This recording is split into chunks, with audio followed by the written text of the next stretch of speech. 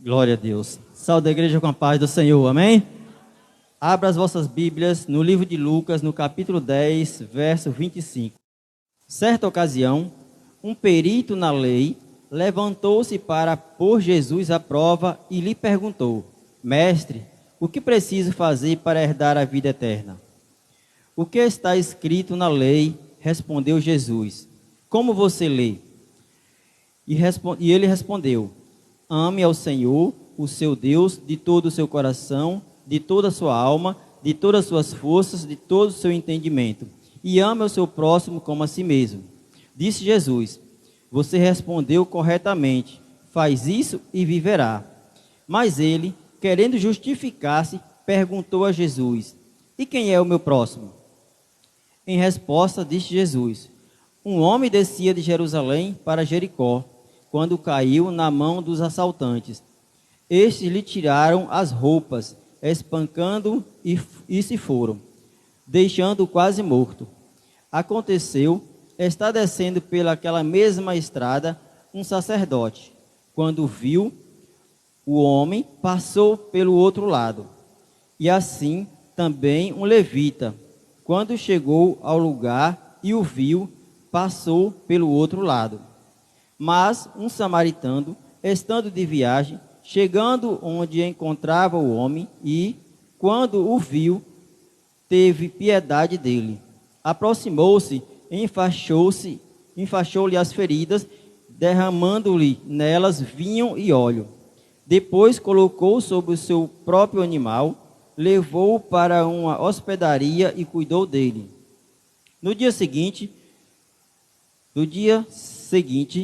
deu 2 denários ao hospedeiro e lhe disse: Cuide dele. Quando eu voltar, lhe pagarei todas as despesas que você tiver. Qual desses 3 você acha que foi o próximo do homem que caiu na mão dos assaltantes? Aquele que teve misericórdia dele, respondeu o perito na lei. Jesus lhe disse: Vá e faça o mesmo.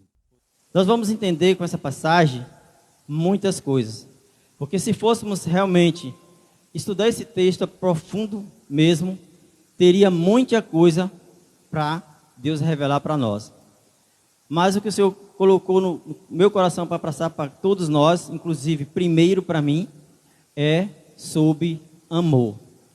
Amor ao Senhor, amor ao próximo. Porque aquele homem, a Bíblia não dá com os mínimos detalhes, mas diz que é um perito da lei. E por ser um perito da lei, deduz que seja um fariseu. Pois naquela época, os fariseus juntaram-se com os saduceus e os essênios, e eles pegaram assim, tipo, a nata, os top, e fizeram deles uma... Como é que eu posso explicar de uma maneira melhor? Uma autarquia, um povo que era selecionado, escolhido. E eles sempre estavam colocando muitos à prova. Porque eles se achavam tão sábios, tão inteligentes, eles se achavam tão doutrinados na palavra, que eles eram capazes mais de acusar do que ajudar. Prova disso é que toda vez que tinha uma prova com Jesus, lá estava aqueles que entendiam da lei. E eles vão fazer do ministério de Jesus uma aprovação, uma atrás da outra. E aí aquele homem chega para Jesus e diz: O que eu posso fazer para herdar a vida eterna? Porque naquela época tinha-se uma cultura que esses homens, essa linhagem, todos já estavam salvos, por conhecer a lei e por praticar muitas coisas da lei. Mas ele chega para Jesus e, de certa forma, já diz: Olha, todos lá atrás, dos meus, já herdaram a vida eterna. E claro, eu vou herdar. Mas eu quero saber da sua pessoa, eu quero saber do que o Senhor pensa sobre a nossa salvação. E aí Jesus devolve para ele 2 perguntas. Ele dá uma e Jesus devolve 2 para eles. Aí ele vai dizer: O que está escrito na lei? E como você lê? Como você interpreta? Como você entende? E ele fala corretamente. E os fariseus era alguém que, de certa forma, eles eram superiores aos outros. Era assim que eles se achavam. Então, a qualquer momento que eles achavam oportunidade de expor o conhecimento dele, para que os outros o ouvissem e o aplaudissem, eles não perdiam a oportunidade. Mas a verdade é que verdadeiramente eles conheciam, eles levavam isso a sério. Mas, no Antigo Testamento, assim que teve a lei mosaica, os rabinos daquela época se reuniram e criaram algumas doutrinas. E eles, além do que já tinha da palavra de Deus, do que Moisés assim colocou, eles tinham também as suas regras. Eles faziam daquilo que eles criaram doutrinas que eles queriam que todos cumprissem. Como, por exemplo, quando no livro de João, no capítulo 4, fala que os discípulos estavam ali colhendo espigas no sábado para comer. E eles diziam que não podia, aquilo era uma blasfêmia contra Deus. E o próprio Jesus vai dizer que ele é Senhor até do sábado. E lá estavam os fariseus mais uma vez enfrentando Jesus. Porque a todo custo eles queriam derrubar o ministério de Jesus. Porque eles viram naquele homem que aquele homem ia crescer de tamanha forma que eles iam ficar para trás. Então bateu meio que uma inveja sobre eles e eles faziam de tudo para pregar Jesus numa falha. Mas eles não sabiam com quem estavam lidando. Porque se eles soubessem, eles não tentavam. Porque todas as vezes que ele foi de encontro a Jesus, eles se deram mal. Por mais que ele formasse grupos intelectos, por mais que ele formasse pessoas para chegar de encontro a Jesus, para tentar envergonhá-lo, não conseguiram. E ninguém consegue, e nem vai conseguir. Se o próprio Satanás não conseguiu, por que o homem vai conseguir? E aí nós vamos entender que a superioridade dele era só sobre os homens. Não era sobre o mestre. Mas a todo tempo eles estavam ali. Mas o Senhor sempre dava testemunho de que ele era superior, de que ele sobressaía sobre todas aquelas situações. E no livro de Lucas, no livro de Lucas 17:16, vai falar também sobre aqueles 10 leprosos que foram curados e só o samaritano voltou para dar glória a Deus. Então eu creio que isso chamava muita atenção daqueles homens. Porque aquele povo que ninguém dava nada, que eles menosprezavam, era o povo que Jesus resgatava. Era o povo que Jesus ia atrás e dizia, sim, tem valor. E eles vão de todas as formas tentar denegrir a imagem de Cristo. A cada dia que passava, eles diziam que aquele homem era um blasfemador, que aquele era mais um agitador do povo, que aquele era mais um que estava ali para fazer alvoroço para o povo. Não sabendo eles que aquela era a porta que Deus deu para nós sermos salvos. Que ele era a porta da salvação.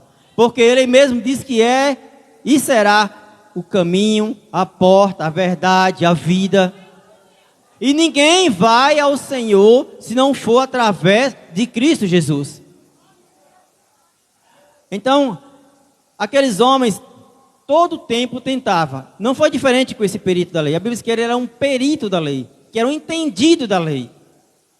E ele chega ali, faz aquela pergunta, não porque ele queria saber, mas porque a todo custo ele queria que Jesus fosse envergonhado. E Jesus, com toda a sabedoria, passa o bastão para ele de volta. Diz, agora tu responde, já que tu sabes, tu está dizendo que sabe mais do que eu, tu responde. E ele sabia a ponto que realmente ele respondeu corretamente. Jesus no 27 vai falar assim. Ele vai dizer assim no 27. Ame ao Senhor, o fariseu falou. Ame ao Senhor, ao seu Deus, de todo o seu coração, de toda a sua alma e de todas as suas forças e de todo o seu entendimento. E ame ao seu próximo como a si mesmo. Disse Jesus, respondeste corretamente. Faça isso e viverá. Como ele não se contentou, ele vem com mais um questionamento. Mas ele, querendo justificar-se, perguntou a Jesus, quem é o meu próximo? Esse foi o erro dele. Melhor é que ele ficasse calado, porque ele fez a pergunta indiscreta para alguém que sabia responder. Ele fez aquela pergunta que o tolo faz achando que está na vitória, mas já está derrotado. Ele se opôs à autoridade de Cristo com aquela arrogância dele, porque ele conhecia a lei, e ele pergunta. Aí Jesus vai contar para ele o seguinte: em resposta disse Jesus: um homem descia de Jerusalém para Jericó, quando caiu na mão dos salteadores. Estes lhe tiraram as roupas, espancaram e foram e deixaram meio quase morto. Aconteceu, está descendo pela mesma estrada um sacerdote. Quando viu o homem, passou de lado. Aí Jesus começou a debulhar já o texto para ele. Porque nós sabemos que sacerdote é para cuidar de almas. Independente da situação, como esteja, o papel do sacerdote é cuidar das almas. É zelar das almas. Então Jesus já começou a dizer para ele, ó, vou baixar logo sua bola. Você não está com essa bola toda, você cortou, você levantou, deixa eu cortar logo sua bola, para você ficar na sua. Porque o sacerdote, na função dele, no mínimo, ele tinha que prestar um socorro. Por mais simples que seja. E ele não fez isso. Aí Jesus vai dizer que na sequência passa um levita. E o levita faz a mesma coisa. Tem o mesmo comportamento. E aí vai se entender que os servos passaram e ninguém prestou socorro àquele homem. Não sabe-se por medo, por negligência ou outra coisa. Mas a função daqueles dois era cuidar das almas, principalmente do sacerdote, coisa que não houve. Trazendo para os nossos dias atuais, não é muito diferente. Glórias ao nome do Jesus, que ainda tem, como a gente costuma dizer, e aqui nós falamos muito, sacerdotes na terra, que abrem mão de suas vidas, de suas famílias, que abrem mão de morar em um cubículo para cuidar de almas. Mas também ainda tem muitos que têm feito das ovelhas fonte de enriquecimento ilícito. Também não cabe a mim nem a você julgar. A Bíblia nos diz que haverá um dia onde todo joelho se dobrará e toda língua confessará que Jesus Cristo é o Senhor. E haverá também um dia onde nós comparecemos diante do tribunal de Cristo. E nesse dia, todos nós vamos receber as nossas sentenças. Não cabe a nós concordarmos com o erro, com o pecado. Mas também não cabe a nós julgarmos. Não cabe a nós condenarmos. Porque se você prestar bem atenção, por si só, eles já estão se condenando. Ou nós nos alinhamos verdadeiramente com a palavra do Senhor, ou nós nos achegamos mais ao Senhor, ou estamos sujeitos a fazer aquilo que o diabo mais gosta: blasfemar na casa do Senhor. Tirar as almas que o Senhor colocou. E a Bíblia vai nos dizer que ai daquele que tira um pequenininho da presença do Senhor. Aí a Bíblia vai nos continuar dizendo, glórias a Jesus. Falei que o vento aqui me deu 1-0.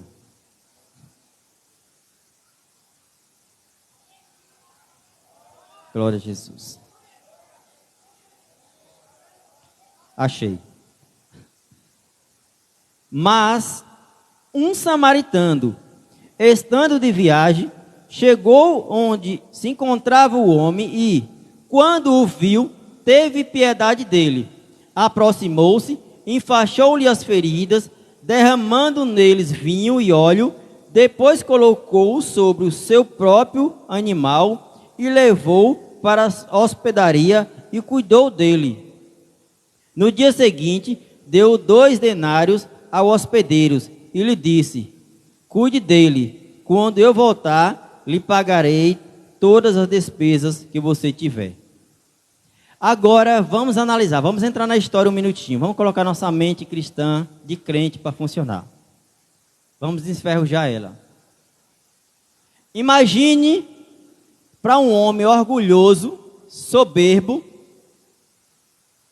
cheio de conhecimento, ser ultrapassado por um homem desprezado por aquele próprio que ali estava. Porque a Bíblia diz que samaritanos e judeus não se davam bem. Não se batiam, como diz no ditado popular. Agora imagine para um homem orgulhoso ter que descer do salto, ter que abrir a boca e confessar que aquele que ele menosprezou, que aquele que ele não queria nem sequer se aproximar porque se sentiria impuro, foi quem fez a ação correta. Foi quem teve amor com o seu próximo. Imagina a situação. É a mesma coisa de eu dizer que eu sei tudo, que eu sei pregar, que eu sei louvar, que através de mim Deus faz milagre. E de repente Deus provar e chamar o pastor Rafael e mostrar que eu estou errado. E eu ter que admitir que o pastor Rafael fez melhor do que eu. Porque quando falta humildade no ser humano, vem a arrogância. E a Bíblia diz que a arrogância precede a ruína. Então todos nós vamos entender que Jesus sabiamente coloca aquele homem no seu devido lugar. Puxa a cordinha dele e ele tem que voltar para o seu lugar.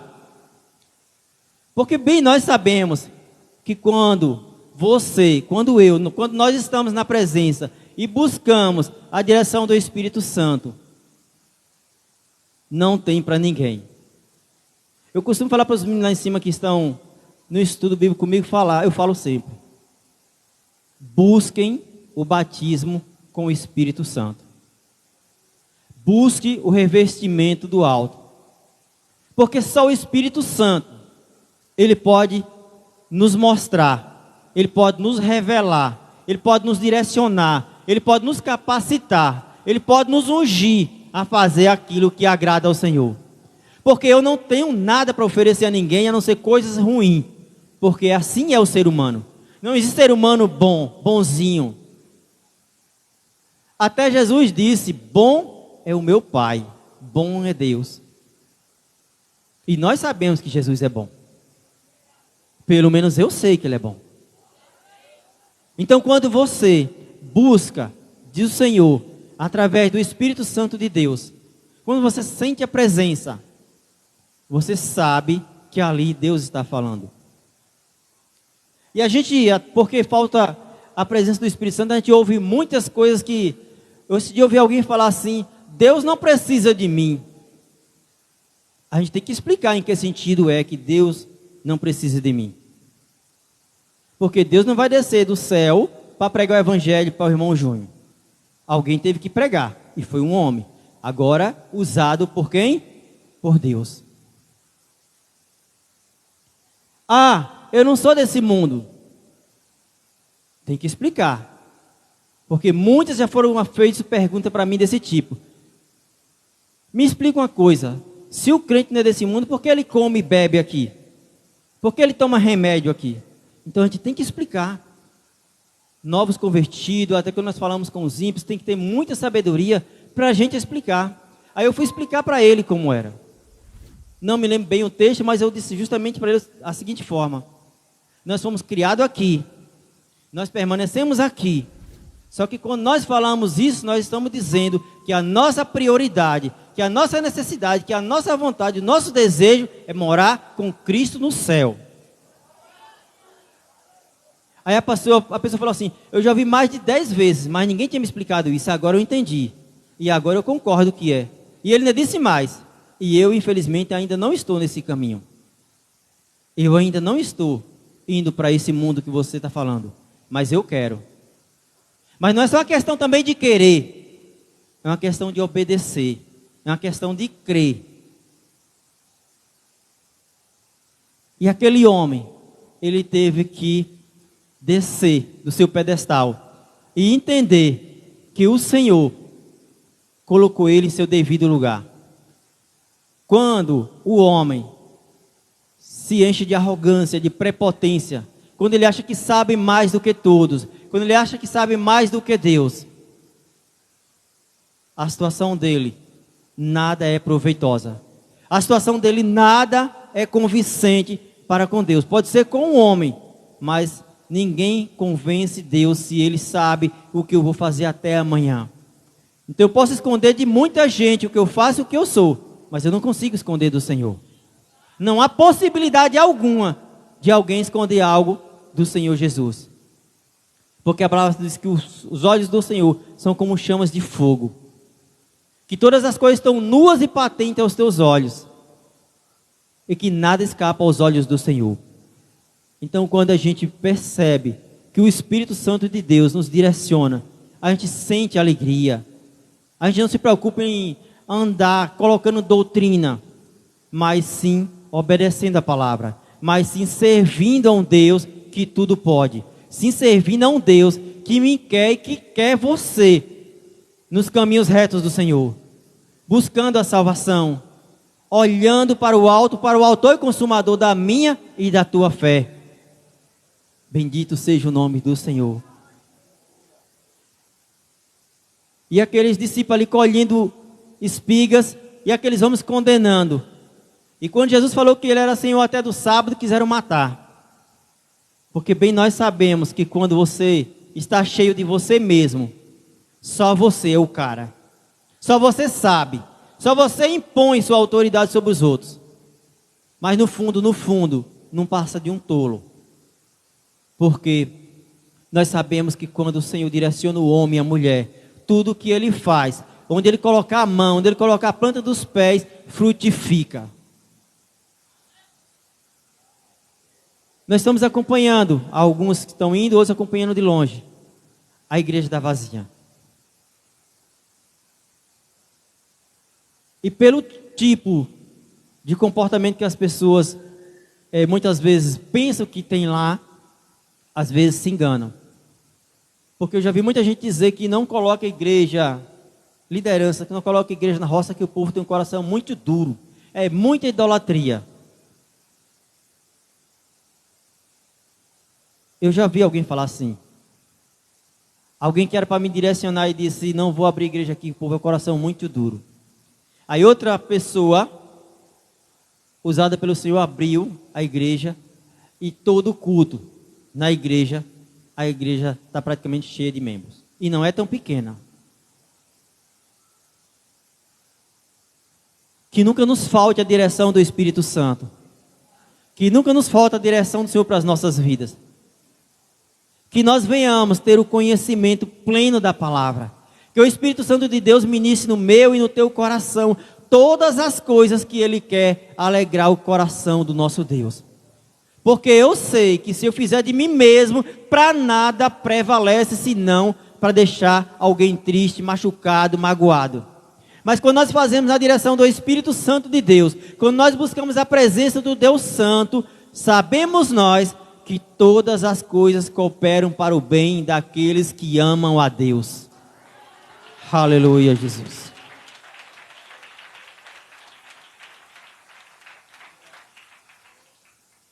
E muitas vezes falam assim, Jesus não humilha não, depende.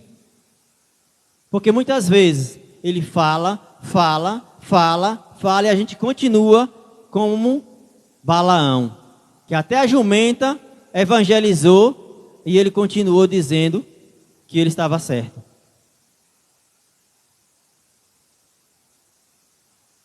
Quando Deus prepara um vaso para te corrigir, quando Ele prepara alguém para te dar um direcionamento e você não quer, vai chegar um dado momento que as coisas vão estreitar para você. E eu já vi pessoas serem envergonhadas dentro da igreja. E era Deus falando porque eles se consertaram e até hoje continuam na presença. E o testemunho que eles contam é que se Deus não usasse ele naquele dia ou ela naquele dia, eles não sabiam onde era que estavam.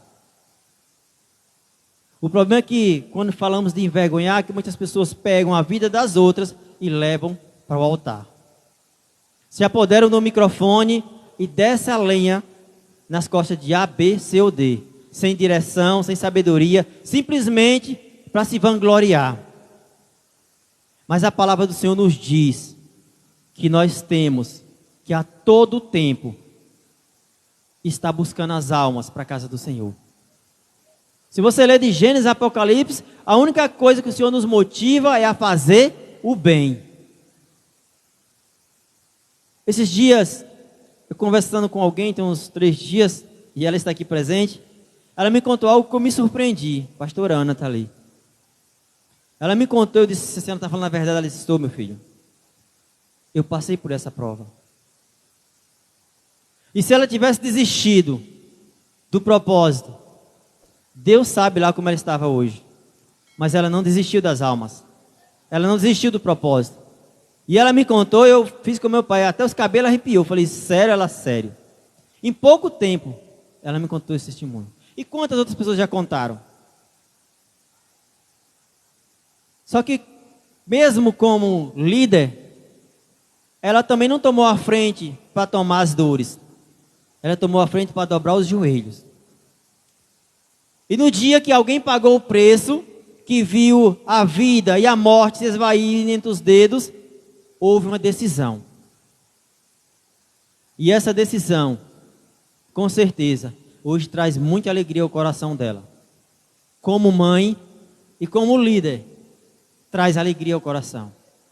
Porque quem não quer ver os seus, quem não quer ver aqueles de oração que você dobra o seu joelho e pede, suplica, adorando ao Senhor.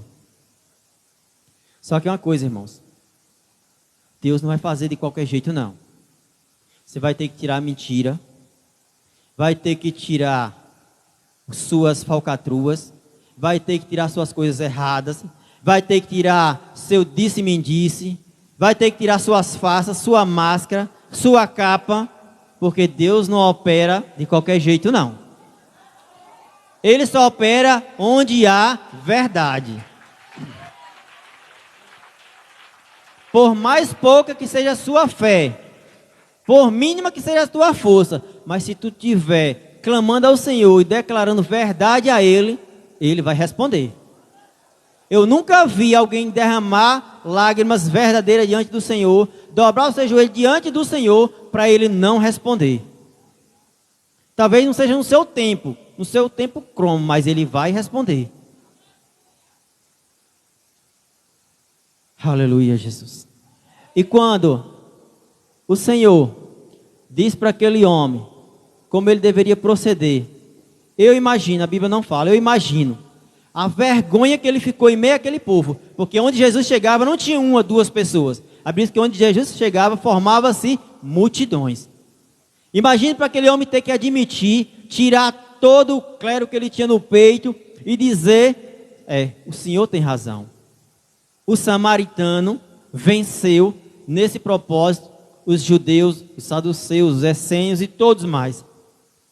Todos aqueles que estavam ali, até mesmo aplaudindo aquele homem questionando Jesus, tiveram que engolir suas salivas e tiveram que descer do salto e dizer, ele venceu mais uma vez. E ele não venceu mais uma vez, ele vai vencer todas, porque ele é Deus e não há outro além dele. Porque ele é o único que sobressai sobre todos e todos. Porque nós sabemos que o nosso Deus nunca perdeu e nunca perderá uma batalha. Aleluia, Jesus. A porta que ele abre, ninguém fecha, e a que ele fecha, ninguém abre. Breve vai ter uma porta aberta. Use a sua fé. E um conselho. Já que vai passar pelo propósito, antes do propósito, tire a pedra. Tire a pedra. Porque Jesus não vai operar milagre aqui nessa porta, nem em porta nenhuma, se você não tirar a pedra. Lembra de Lázaro? Jesus poderia ordenar aquela pedra, ela sair correndo, explodir. Mas ele falou o quê? Foi o que Jesus falou? Tirai a pedra. E essa pedra é a dureza no meu e no teu coração. E você pode fingir para mim, para a pastora Sônia, pastora Aurelina, pastor Rafael, o evangelista José Hilton, para o irmão, para seu marido, para sua mulher, para seu filho, para seu pai. Mas tem alguém que você não pode mentir. E cada vez que você acha que está enganando o seu irmão, você está entristecendo o coração do Espírito Santo de Deus. E você não vai a lugar algum debaixo de mentira, porque mentira é maldição. A única coisa que o diabo criou e é pai, patenteou e fique para ele só, que eu não quero, é a mentira. Tudo foi Deus que criou. A cobra, a aranha, o rato, o morcego, o ser humano, a pedra, a árvore. Deus disse: haja. Mas o diabo só patenteou uma coisa. E pior que com essa coisa, sendo o único, muitos têm caído. Muitos têm sido influenciados. Porque ele é sagaz.